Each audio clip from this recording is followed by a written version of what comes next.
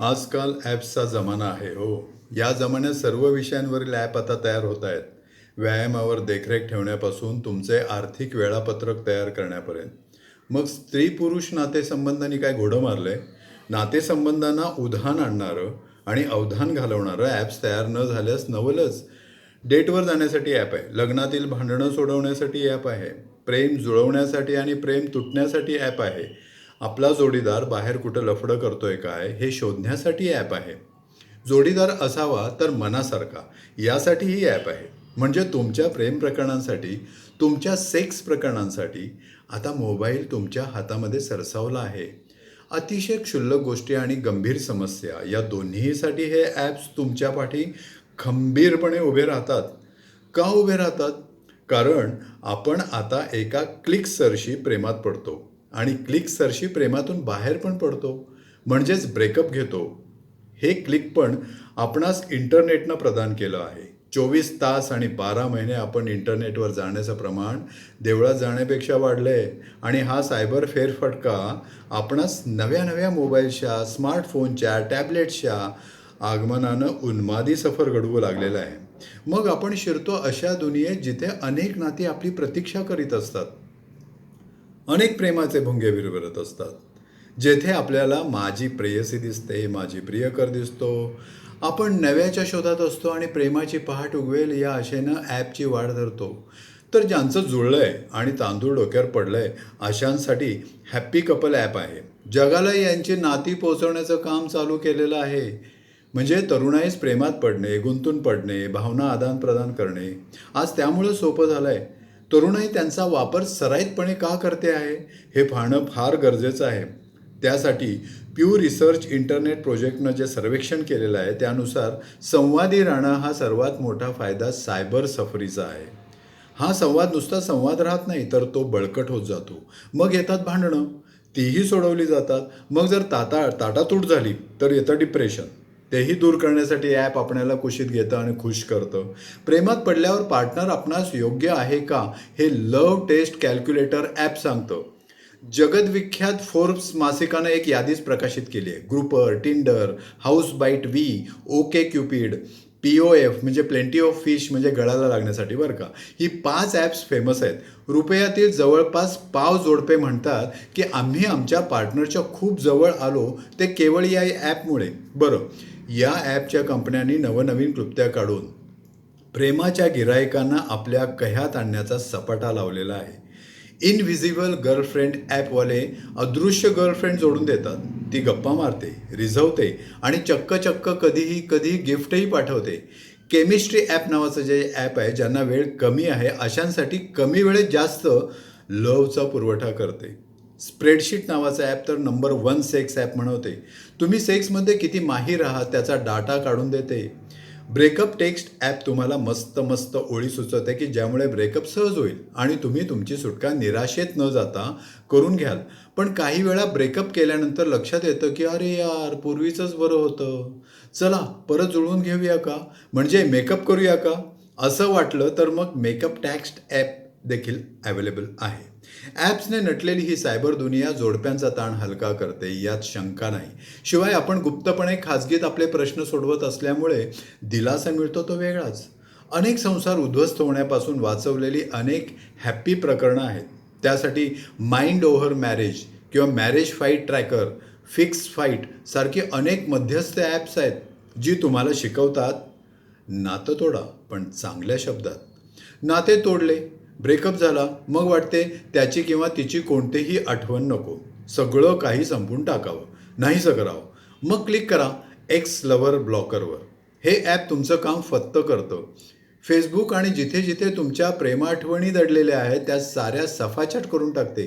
इथेच ते थांबत नाही, ते छान संगीत ऐकवतं, सल्ला देतं, स्टोऱ्या सांगतं, ज्यामुळं तुमचं जड झालेलं अंतःकरण हलकं व्हायला लागतं. ज्यामुळे तुमच्यात उत्साह संचारतो आणि तुम्हाला वाटू लागतं अकेले है तो क्या गम है. तुमचा जोडीदार दूर है, त्याच्या किंवा तिच्याबरोबर काही क्षण घालवावेसे वाटत आहेत. काय करावं? फील मी ॲप डाउनलोड करा.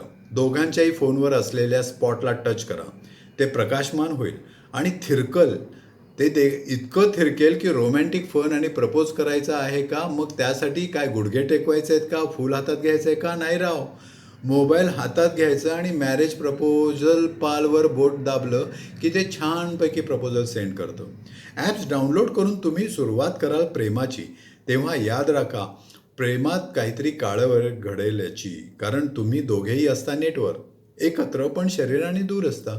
त्यामुळे तुम्ही नेमके ज्या व्यक्तीशी बोलताय तीच आहे का याची खात्री कशी असणार? ती फेक पण असू शकते. तिचे अगोदरचे अनेक अफेअर्स पण असू शकतात.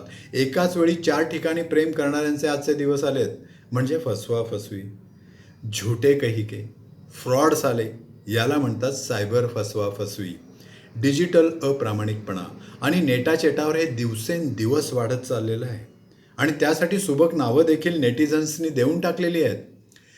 बॅकअप नवरे किंवा बायका असं बारसं करून प्रामाणिकपणाची ऐशी की तैशी करून ठेवलेली आहे. सरासरीने आपल्या जोडीदाराशिवाय कमीत कमी इतर दोघांशी किंवा दोघींशी तरी कामोत्तेजक संभाषण रोज होत असल्याची कबुलीवाले वाढतच चाललेले आहेत. कारण काय माहिती आहे? दिवसेंदिवस दोघांच्या नात्यामध्ये निर्माण होत चाललेले असमाधान. अमेरिकेमध्ये जर आपण बघितलं तर तिथे जे 5 जण विभक्त होतात त्यापैकी एकाचं कारण आहे फेसबुक, आणि भारतात 20 पैकी एकाचे नेटवर जाऊन फ्लर्ट करणे. यात असंख्य जणांना काहीही वाटत नाही. ना दर्द, बेवफाई तो कुछ भी नाही असे म्हणणाऱ्यांची संख्या जास्त. कारण जे काही मी केले ते हवेत केले. हवेत केलेली गोष्ट हवेतच विरून जाते, नाही का? नाही, कारण हवेत गेली आणि हवेची गोष्ट घरात कळली तर संशय कल्लोळ. आणि म्हणजे हवेत जर काही घडलं तर बटन बंद करता येतं हो, पण सायलेंट मोडवर जाता येतं हो. घरात बटनच नसते, किंबहुना बटन कुठे असते हेच माहिती नसतं. त्यामुळे आ देखे जरा किसमे कितना है दम सुरू होतं, आणि सुरू होतं डोकं फिरणं. असं घरी जर घडू लागलं तर नेट बरकीराव म्हणत ही मंडळी नेटावर दिवस दिवस रात्र पडून राहतात, घुमत राहतात. लांबून हवेतून त्यांचा रोमांस चालू असतो. तेव्हा आपण किती छान छान आहोत हे सहज दाखवून देता येतं. समोरासमोर हे करता येत नाही, कारण आपण बन्याबापू आहोत की कमळाबाई ते लगेच समजतं. म्हणजेच तुम्ही हवेतच राहत नाही. मानवी नातेसंबंधात डिजिटल लफड्यांनी खूप मोठी उलाढाल चालू केलेली आहे. फोन, टॅबलेटमधून चालणाऱ्या संभाषणात आपणास नको असलेल्या गोष्टी आपण टाळू शकतो. त्यामुळे ते जास्तच हवेशीर बनतं. रोजच्या धकाधकीतलं वास्तव नातं सांभाळणं, वाढवणं कठीण आहे हे लक्षात जेव्हा येतं, तेव्हा अशा हवेतल्या नात्यांची ओढ वाढते. इतकं की ते वास्तवातलं नसून कल्पनेच्या राज्यातलं एखादं दुसरं पर्यटन आहे हेही ध्यानात येत नाही. कारण तिथं फेकाफेकी केली तर चालसे, पण हे काही खरं नाही हो. मनातून काही का होईना आपण आपल्या जोडीदारास फसवत आहोत असे वाटतच राहते. जर जोडीदारावर प्रचंड राग असेल तर मग वाटत राहते की आपण सूड उगवत आहोत त्याच्यावर, आणि तो जोडीदार त्याच लायकीचा आहे असं वाटायला लागतं. मग प्रवास सुरू होतो शहाणपणाचा.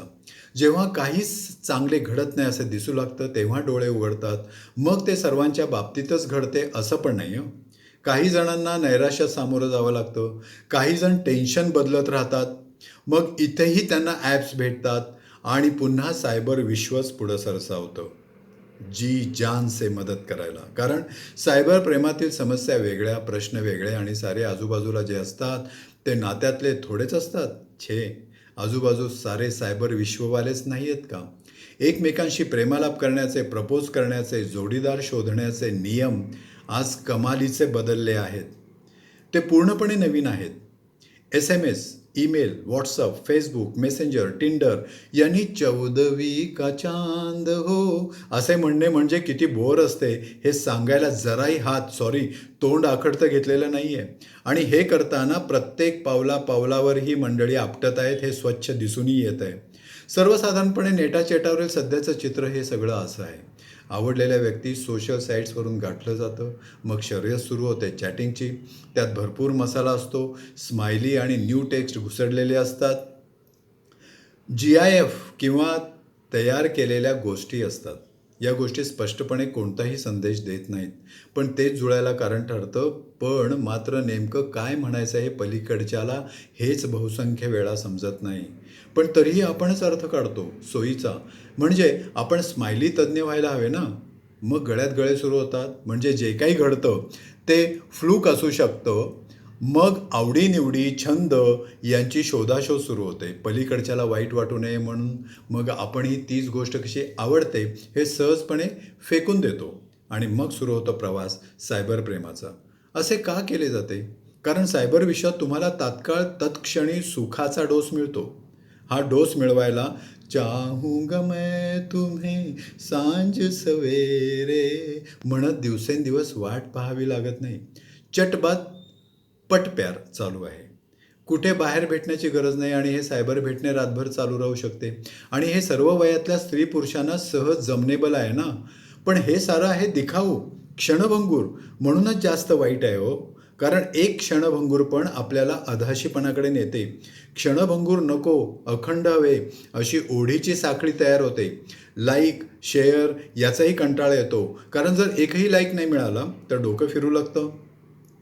मग आपण लायकेबल आहोत हे सिद्ध करण्यासाठी तासनतास वेळ दौडू लागतो आणि हाच वेळ आपणाकडे दुर्मिळ होत चालला आहे. मग चक्रात अडकणं सुरू होतं.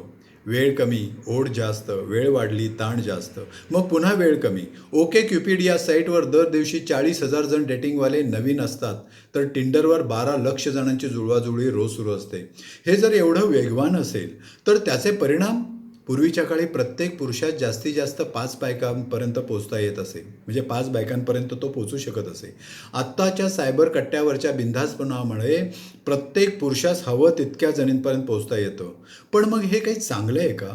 अर्थातच नाही. एखादा जरी फसवाफसवीचा प्रकार उघडकीस आला तर प्रचंड अपमान, निराशा, चिंता यांनी घेरलं जातं आणि मग सुरू होतो प्रवास. प्रेमास बदनाम करण्याचा, प्रेमाचा व्यापारी बनण्याचा, नाती उथळ होण्याचा आणि मनोरोग तज्ज्ञाकडे जाण्याचा. मानसिकता बिघडण्याचा धोका आहेच, यात काही वादच नाही. पण या साऱ्या ॲप्समुळे शारीरिक स्वास्थ्याचेही 3-13 वाजू लागलेले आहेत. प्रेमाच्या भरात मोबाईल बटणे किती वेळा दाबतो याचे भान उरत नाही आणि मग सुरू होते मोबाईल अंगठ्याचे दुखणे, ज्याला ड्यूक रिव्हेंज सिंड्रोम असं म्हटलं जातं. म्हणजे कोणतीही वस्तू पकडताना अंगठ्याच्या दुखापतीमुळे पकड ढिली राहते. आपण मोबाईल पाहताना आणि ऐकताना हाताच्या कोपऱ्याची अगणित हालचाल करत असतो, ज्यामुळे क्युबायटल टनेल सिंड्रोम होतो, ज्यात करंगळी आणि त्याच्या शेजारच्या बोटात बधिरता येते. तो आहे सेलफोन एल्बो किंवा सेलफोन कोपरा. जर फक्त हाताचे मनगट दुखत असेल तर व्हॉट्सअप ॲपायटिस झालाय असं समजावं. झोप उडणं, डोळे कोरडे पडणं, अवेळी लॉग इन करण्याची इच्छा होणं, अस्वस्थ होणं ही सारी इंटरनेटच्या आहारी जाऊन व्यसनी होण्याची लक्षणं आहेत, ज्यास इंटरनेट ॲडिक्शन डिसऑर्डर असं म्हटलं जातं. म्हणजे सायबर प्रेमाचे परिणाम कुठे कुठे व कसे होत चालले आहेत त्याचा फक्त आहे हा ट्रेलर. नातेसंबंधांबरोबर आणखी अनेक समस्या जर येत असतील तर अनेक नवनवीन गोष्टी घडू लागतील आणि बिघडू लागतील. आभासी जगात जाऊन वास्तवाला मुकणे ही चांगली गोष्ट नाही. कारण कल्पनेच्या राज्यात आपण आपल्या विचारांना आणि भावनांना वेठीस धरतो, त्यांची जडणघडण बिघडवून टाकतो. कल्पना जर प्रत्यक्ष वास्तवात आल्या नाहीत तर आपण पुन्हा पुन्हा कल्पनेच्या राज्यात परततो आणि मग आपली परवड सुरू होते. वास्तवात जगताना नात्यांची गुंफण करणं म्हणजे एक कला असते आणि हुशारी पण असते. ही हुशारी कमवण्यासाठी आवश्यक ती कौशल्य शिकणं आवश्यक असतं. उदाहरणार्थ कम्युनिकेशन स्किल. आभासी दुनियेमध्ये ही कौशल्य विकसित होत नाहीत. प्रत्यक्ष व्यक्तीबरोबर नातं सांभाळताना त्या व्यक्तीचे दुर्गुण आणि दोष यांचाही सामना करावा लागतो. तो कसा करायचा हे अनुभवातून आपण शिकत जातो. आभासी दुनियेत हे शिकणे तर सोडाच, पण जर समोरच्याशी पटलं नाही तर बटन ऑफ करणं एवढंच केलं जातं. प्रत्यक्ष बोलण्यास पैसे पडत नाहीत, पण काल्पनिक दुनियेत आपण विनाकारण पैशाचं ओझं वाहतो. याहूनही गंभीर गोष्ट म्हणजे सायबर गुन्हा वाढण्याचे. सायबर गुन्हा हा दिवसेंदिवस पुरुषांना आणि पुरुषांना व स्त्रियांना सुद्धा फसवण्याचं प्रमाण वाढत चाललेलं आहे. यातून पैसे लुटीचं प्रमाण तर वाढलं आहेच, पण अगदी आत्महत्या, खुनापर्यंत काही गोष्टी गेल्या आहेत. म्हणजे आभासी प्रेम हे आपणास वास्तवापासून दूर नेणारं असतं आणि तेच खरं मानून जर आपण जगू लागलो तर पुढे नात्यांना भविष्यकाळ उरत नाही. नात्यांचा व्यापार सुरू होण्यास वेळ लागणार नाही आणि मग नात्यांची एक भांडवलदारी व्यवस्था अवतरेल. नात्यांची भांडवलशाही नावाचं नवं तत्त्वज्ञान उगवेल. विचार करू तेवढा थोडाच आहे. पण तूर्त या सायबर प्रेमाचं काय करायचं विचार करायला सुरुवात करा. आणि ॲप्स जे आहेत ते ॲप्ससुद्धा या ठिकाणी तुम्हाला पैसे मोजायला लावतात. या ठिकाणी सर्वांसाठी ॲप्स आहेत. नवऱ्यासाठी ॲप्स आहेत, बायकोसाठी ॲप्स आहेत आणि त्याच जोडीनं अनेक वेगवेगळ्या प्रकरणांमध्ये कशा पद्धतीनं डील करायचं हे पण ॲप्स आहेत. पण हे पैसे घेतात.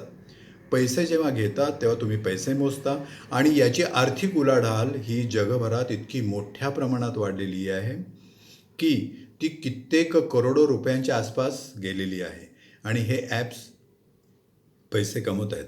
या जोडीनं खोटी ॲप्स उगवलेली आहेत आणि ती खोटी ॲप्स तुमचे पैसे गोळा करतात आणि तुम्हाला कुठलीही सेवा देत नाहीत. तक्रार करण्यासाठी जागा पण नसते. प्रेमासाठी एवढं सगळं करत असताना आपण जर आपल्याला त्रास करून घेत राहू तर डेटिंग ॲप्स ही खरोखर मेटिंग ॲप्स आहेत का याचा तुम्ही विचार करणं अत्यावश्यक आहे. विचार करा आणि जरूर कळवा. मी डॉक्टर प्रदीप पाटील या ठिकाणी तुम्हाला एवढंच सुचवू इच्छितो की तुम्ही याचा गंभीरपणे विचार करणं आवश्यक आहे.